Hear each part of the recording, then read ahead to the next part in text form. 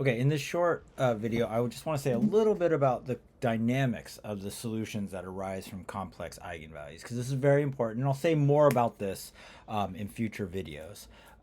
But for now, what I want to say is the following. Let's look back at this 2 by 2 example that we did. Recall, and this is what I want you to keep in mind, we studied the eigenvalue 1 plus square root of 2 times I. Okay? What we're going to come to understand is that this square root of 2, which is the number in front of the I, represents some kind of angular velocity. Okay? Because when you have complex eigenvalues, what happens in the solutions is that there tends to be a kind of periodic or elliptical kind of behavior, some kind of elliptical kind of behavior. Okay, and I'll justify that with some visualizations. I don't expect you to fully believe me right now, but I do expect you to recognize maybe a glimmer of that in our solution. So look, this is our general solution for this 2 by 2 system. Okay, and if you ignore the exponential bits for a second, okay, what you're going to see there is quite elliptical in nature. Do you agree with me? It's going to be cosine squared of 2t and sine squared of 2t. And that should feel like a circular or elliptical orbit. Why am I saying elliptical and not circular?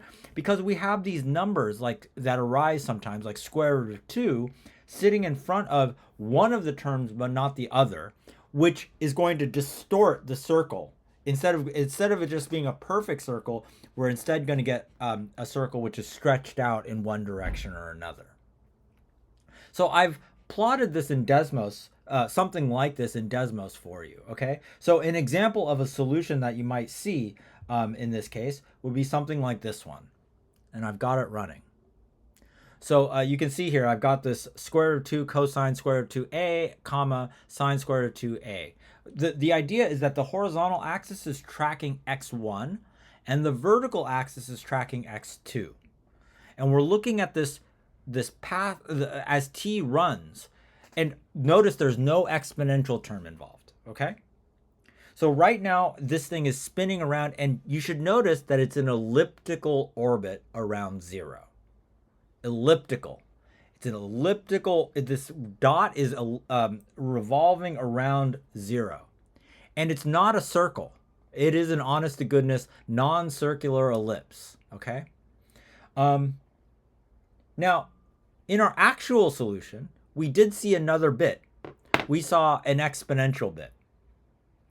And so I want to show you what it looks like if I take this same solution here and I multiply it by an exponential. If I take this solution and I multiply it by an exponential, where is exp in Desmos? Hello, there you are, exp. Let's take exp of a small number. I don't want to make it too big because things will get very violent. So let's take, I don't know, is 0.1 innocent enough? We'll see. 0.1 times a. And then I'll close parentheses.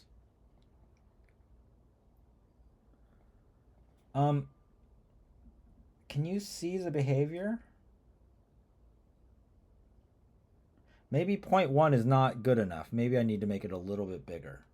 Let's make it 0.2. So there it goes. It starts revolving around 0. But do you see that it's sort of carving out a spiral? Let me change this thing to make it this bigger. Maybe 2 times this. Let's go. And let's start it at 0 again. So you can see that as it's revolving around 0, it's also getting further and further away from 0, right? There's this exponential growth in the amplitude of the oscillation. X1 and X2 themselves are oscillating, okay?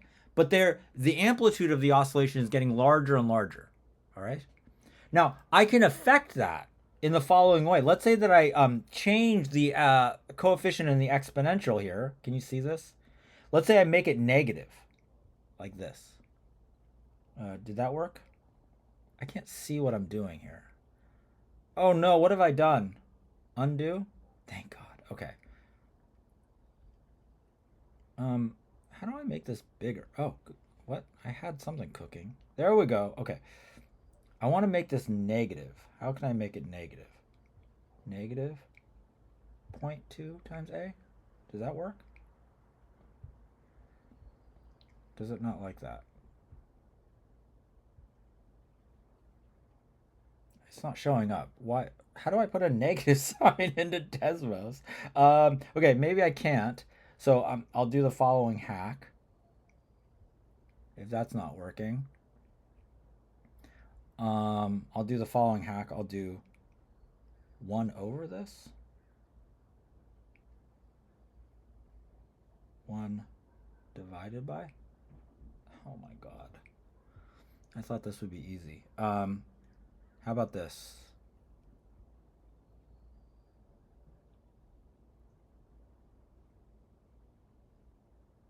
Oh my god, all sorts of weird things are happening, I'm realizing. Okay, this is the issue. There's a negative sign there that's not supposed to be there, and there should be a negative sign here. Okay, much better. So, can we restart the movie? Now notice that what I've done is put a negative sign in that exponential there. And do you see what's happening? It's still an elliptical orbit, but now the amplitude is shrinking, and it's spiraling in to 0. Okay? It's spiraling in. How can we get perfect circular motion? Again, we can get perfect circular motion by making this coefficient be 0 on the nose.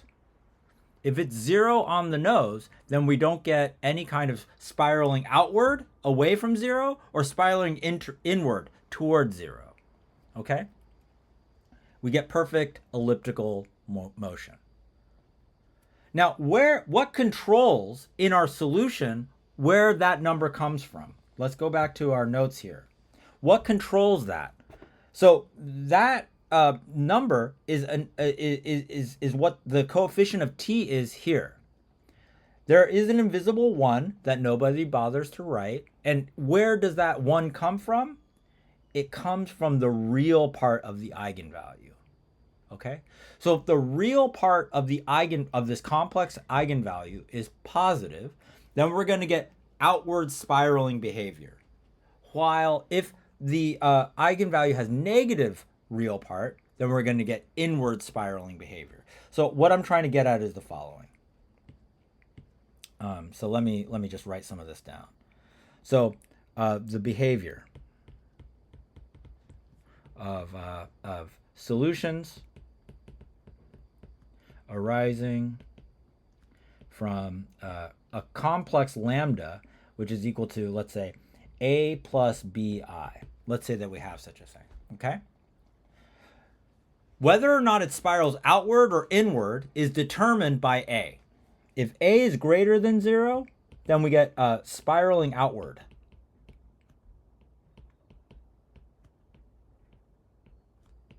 From 0. If a is less than 0, then we get inward spiraling towards 0. And finally, if a is equal to 0, we get elliptical motion.